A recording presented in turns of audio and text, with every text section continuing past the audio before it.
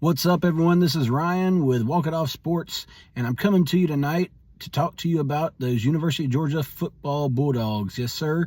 We secured the number one quarterback in the country for the 2026 recruiting cycle in Jared Curtis out of Nashville, Tennessee. Actually, the second time he's committed to the University of Georgia, which in itself is quite rare for the University of Georgia to do, to bring back someone that was committed to us previously that decommitted. So quite an exciting day today for the University of Georgia for sure. I've got to be honest, I thought he was going to Oregon, and it sounds like from what he said after his pick today that he basically came to the decision last night, early today. He let his parents know last night via text that he was going to Georgia and not Oregon.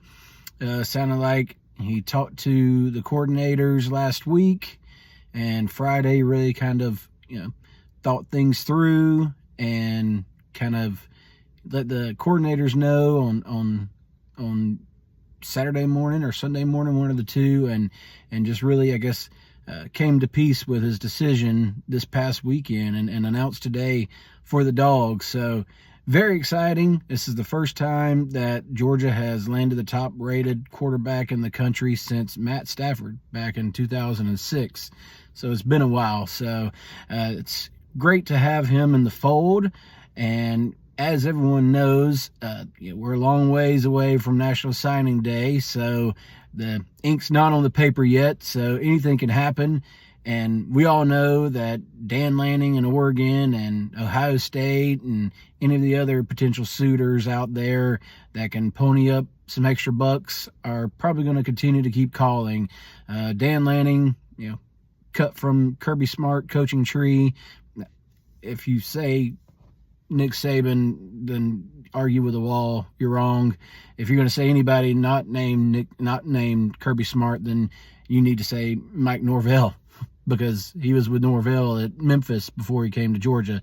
But he spent 4 years with Georgia and got all the training he needed to go take the Oregon job. So he comes from Kirby's tree, not Nick Saban's, even though people say Nick Saban. He was a GA at Alabama for 1 year. He's not under Nick Saban's tree or from his tree. But I digress. That's not what we're here to talk about today. But like I said, you could argue with the wall if you say it's Nick Saban. So, Kirby's motto is, build those relationships, and, it's not over until the fat lady sings on National Signing Day, as we saw with KJ Bolden last year. So, again, obviously, great to have him in the fold again. It did kind of sound like that he's kind of shutting things down on the recruiting side. He's dealing with a little bit of an injury right now, a back injury, so he's not really getting to do very much in the spring with his high school going into his senior year, where he'll be going for his second straight state championship up there in Tennessee, where he was Gatorade Player of the Year last year.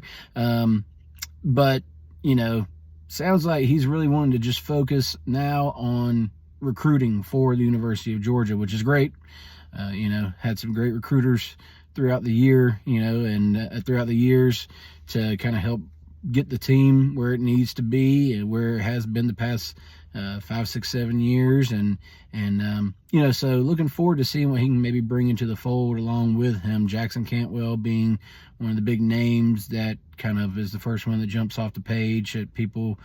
His commitment date is coming up here May 13th, so we'll see how much persuading he needs from now until then, and if this was just what it took for him to see that he needed to come to Georgia was Jared coming, then hopefully we'll get that commitment as well on the 13th. But back to Curtis a little bit. So he's coming in, and a lot of people are probably like, well, Georgia paid the most for him. Well, what you hear is that he actually took a little bit less to come to Georgia. So what you've seen over the years with Kirby is, and he'll flat out tell you, he wants guys that love the University of Georgia, want to be coached by the best coaches in the country, right? And make their money in the league, right? And another thing that Kirby says at the same time is, be ready to work because you're stepping on campus and you're now a 0-star athlete. So basically, 5-star right now, second highest rated ever recruit that the University of Georgia has ever gotten, besides Justin Fields. He was number 1. But when you step on campus, it doesn't mean anything. And especially at the quarterback position at the University of Georgia, it's never more evident than that being true. And you just look at the fact that he had to walk on Stetson Bennett win back-to-back national championships. And the reason why he was there was because Justin Fields left. When Justin Fields left, an opportunity for Stetson Bennett to come back opened up. If Justin Fields doesn't leave the University of Georgia, Stetson Bennett never ends up back at the University of Georgia because the job would be Justin's, right? Now, we won't get too much into the weeds about what happened with Justin. I don't know. Everyone has opinions, right? But, there's videos out there that, showed him less than happy. And, again, my opinion, but from what it seems to be, from how Kirby operates is, I believe once he either knows, for a fact or senses that someone's kind of out the door, then he's, I won't say completely done with you, but he's not putting too much faith or relying on you very much because he wants the boys that want to be there. He wants the guys that are going to fight for the University of Georgia, fight for their teammates, right? So at the same time, he's playing to win games. He's not going to purposefully play a lesser quarterback, right? Anyone that thinks that is crazy and wrong, right? Everybody was up in arms when Carson Beck didn't play over Stetson Bennett. And, how did that turn out, right? And Carson Beck finally got his chance and played well his first year. Just fell a little short. And then last year, we all know about kind of the speed bumps in the road and everything that happened and then the injury he got. So, again, we won't talk too much about Carson Beck. But, it's funny, at the University of Georgia, it seems like the fans' favorite player on the team each year is the backup quarterback, right? And I fall victim a little bit of it too, just due to frustration as far as like, oh my gosh, why is he missing guys, or why is he doing this, that, and the other? What's it going to hurt if we see what, so-and-so backup quarterback can do for a half? Maybe we just need to, put so-and-so in and we can, really win this game and it won't be so close. But, the fact of the matter is Carson Beck still did a lot of winning at the University of Georgia. And if Gunnar Stockton was truly the best quarterback in the quarterback room while Carson Beck was there, then he would have played over Carson Beck. And the evidence is Stetson Bennett played over Carson Beck, who had far more high school accolades as a quarterback and higher rating and more stars, all of that. Kirby doesn't care about that, right? So Jared knows this.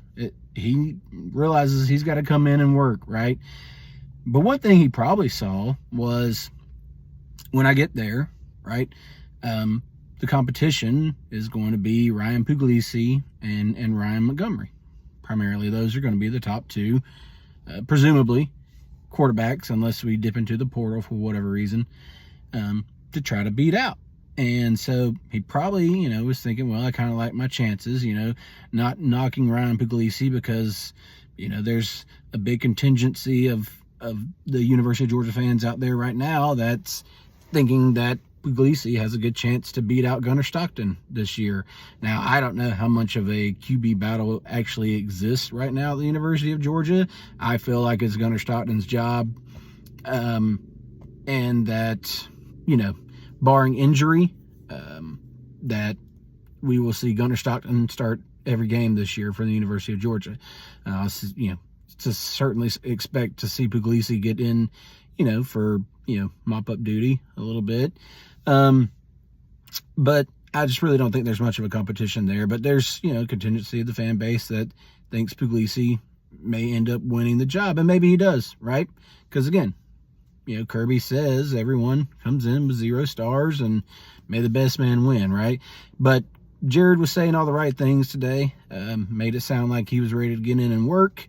Super excited to be in the fold in the University of Georgia, ready to shut down the recruitment, get healthy, help his high school team win another state championship, and he is graduating early and will be at the University of Georgia, for bowl practices and spring and everything. So he's saying all the right things right now. Hopeful that he, keeps his commitment again, and I think he will, because let's face it, guys like Ryan Puglisi and Ryan Montgomery, while they're fantastic athletes and quarterbacks, they were ranked, depending on which service you look at.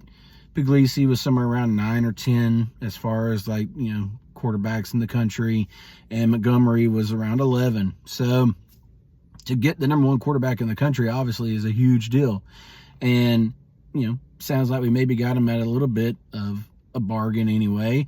Now we all know, and I don't want to make this a nil video, that may be for another day, I'm sure. But we all know that there's some higher powers of the world, right? There's a story out there, Curt Cignetti, saying there's 6 teams right now. You have Ohio State, which we certainly know paid a lot of money for their team last year. Worked out great for them, right? Won a national championship. They're going to be right up there again with one of the best rosters. But the story is Ohio State, Oregon, Texas, Texas Tech, which may be a little bit of a surprise, but I'm sure they have a huge oil endowment there. Notre Dame and Miami are all $40 million teams this upcoming season, which is crazy to think about. That's according to Curt Cignetti, but hey, he's, a coach himself, so I'm sure he's got a decent idea of where these teams are, falling in line with how much money they're spending. Georgia spends their money too, right? I would imagine we'll probably end up somewhere around the 30 million mark. And, until they get all this nil stuff under control, they're going to push the limits as long as they can, as high as they can, whatever it takes. All these guys are in the business to win, right? And the players are out to, at sometimes get as much money as he can. And I don't blame them, right? Jared Curtis may take the amount of money he's getting now, which I think is somewhere around $2 million over 2 years, and sit. Maybe he doesn't win the starting job. Maybe he sits behind Puglisi for a year, right? And decides, what? I have, Alabama calling, or I have, Michigan calling, and Ohio State calling, and they're going to offer me $2.5 million and, guarantee me a starting spot after a year. And he's out the door. Maybe he decides then, like, hey, I've got to start playing. I can't keep sitting. I know they say that I'm, have another chance the next year at Georgia, but I just don't know for sure. You see it all the time. I mean, it seems like every year the national championship is won by a quarterback that's transferred in. So it's just the way of college football right now. But the fact of the matter remains, he's there at Georgia right now. He's going to have a chance to win that starting job. I have a feeling it's going to be a huge open competition between at least 3 quarterbacks. You also have the Clark Central quarterback that you never know. He may be the guy who ends up winning it. Who knows? Guy from Perry, a couple, came in. This will be his 2nd year, I think, there. Who knows who's going to win it? I mean, if you have Stetson Bennett win it, I feel like anybody, could potentially win it. But to have him in, huge deal. Great day for the University of Georgia. Great get. Looking forward to seeing who he can maybe help get into the fold along with the class we already have now. That commitment today bumped them into the top 10. So Hasn't started out like gangbusters, but we know Kirby is probably the best closer in the business. And with the portal, we're going to keep dipping into that whenever we need to. Just dipped into it for an offensive lineman recently. And so Kirby can play the game like, with the best of any of them. So I'm not too worried about him filling the needs properly like he needs to, whether it's in the first portal window or the second. And, looking forward to seeing what Curtis does this year, his senior year in Nashville there, and hopefully he can get another state championship and stay healthy. So anyways, hope you guys like the video. Please like, subscribe, share the videos, tell your friends about us, and join in. Give me your opinions about anything I say. Comment. I'll be happy to reach back out to you, comment, and get some dialogue going. But anyways, like I said, hey, feel free to interact, and we'll be putting these videos out more rapidly here in the near future, and look forward to interacting with you guys. Have a good night.